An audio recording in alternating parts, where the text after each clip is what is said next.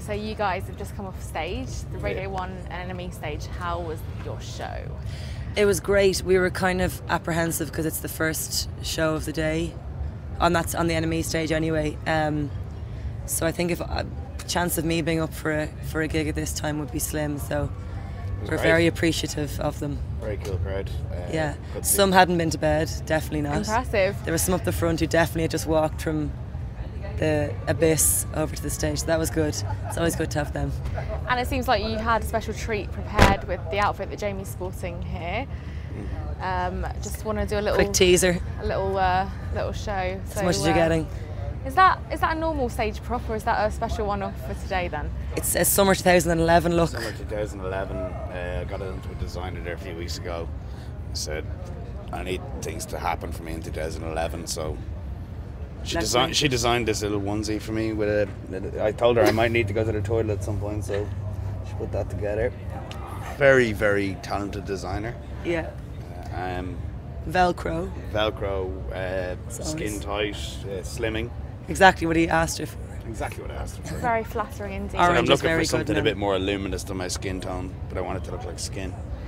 And after summer 2011, have you got anything new planned for your outfits? Yes. What's it going to be? It's a complete surprise. Oh. We're gonna Reebok pumps. Oh, it's not a surprise. No. We're just gonna say it. Reebok pumps.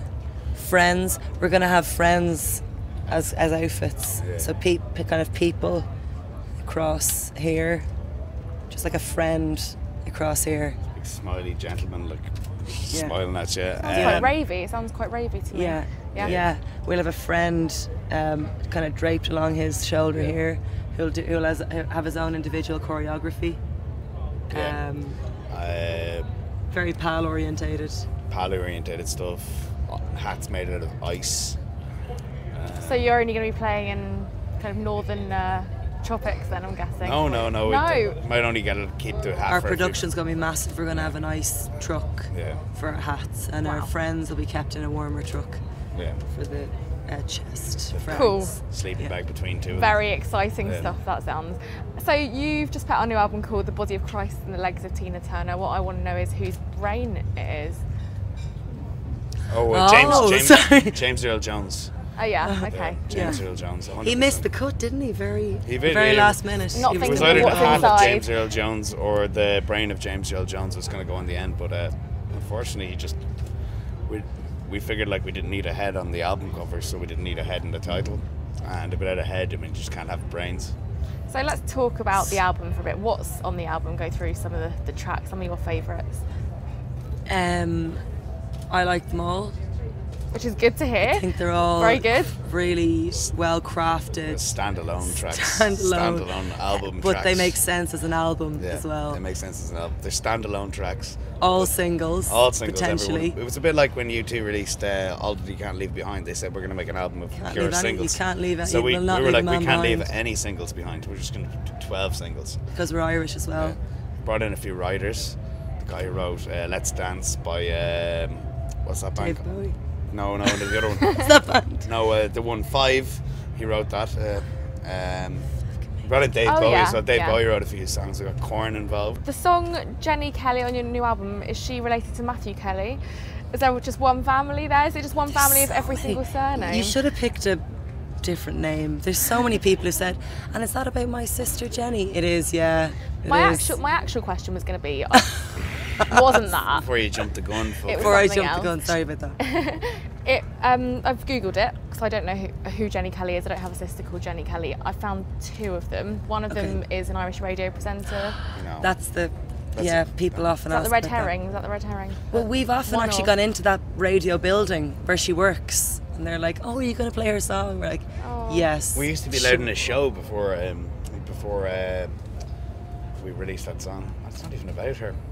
And the other one? The other one is, let me read this from my notes here.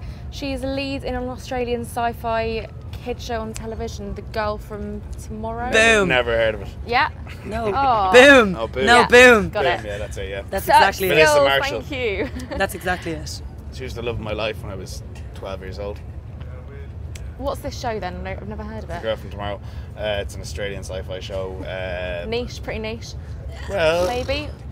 It's one of these things. It was on at 4 o'clock on the Den at home back in the day, which is a TV 4 show. o'clock's pretty prime time for your average early teen. It was like the Irish version of DJ Cat, but hosted by a turkey. And a lad called Ray Darcy, who, funnily enough, Ray Darcy's wife is Jenny Kelly. So I don't think they're married. I don't think they're married. Are they married? They're partners. Could be awkward. They're producers. Could be awkward now when they see that. That'll bring up a real awkward relationship issue for them. So somehow it's related to both Jenny Kellys, but it is about Melissa Marshall, the character from the TV show The Girl from Tomorrow. It's quite like and Girl from Tomorrow 2, Tomorrow's End, which is the second series.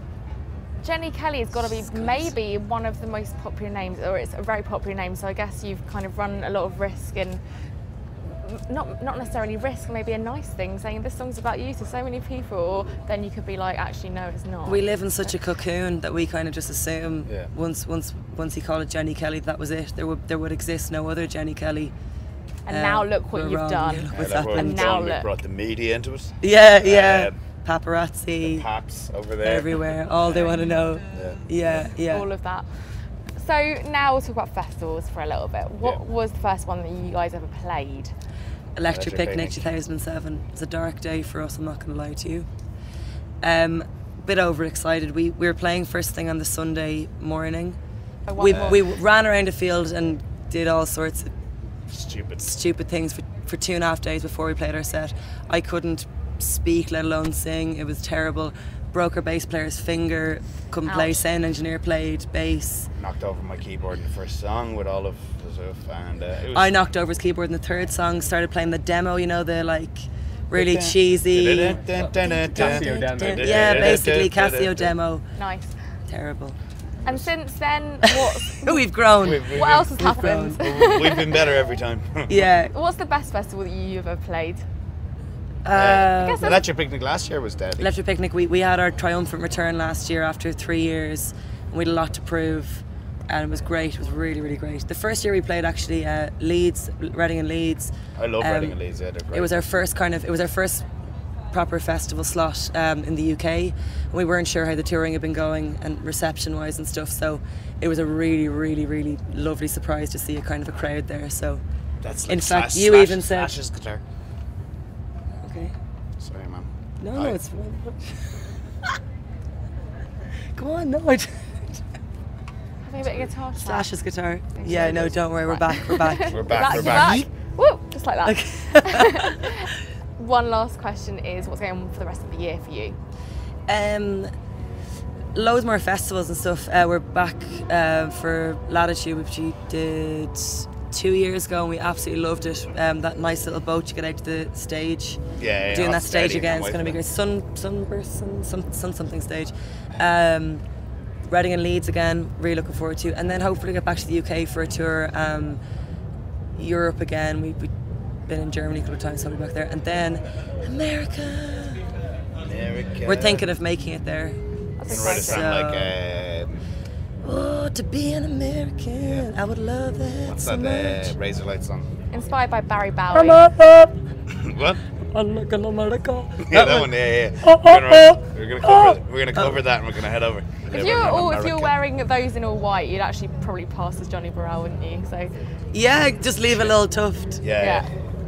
Would you consider? You know, I actually met the lad from Kaiser Chiefs once, the lead singer, and I thought his name was Johnny Burrell, genuinely, and he wasn't happy. Wasn't Johnny Burrell? No. Different altogether. Right, that's a good point to to stop insulting everyone. Have a think about Johnny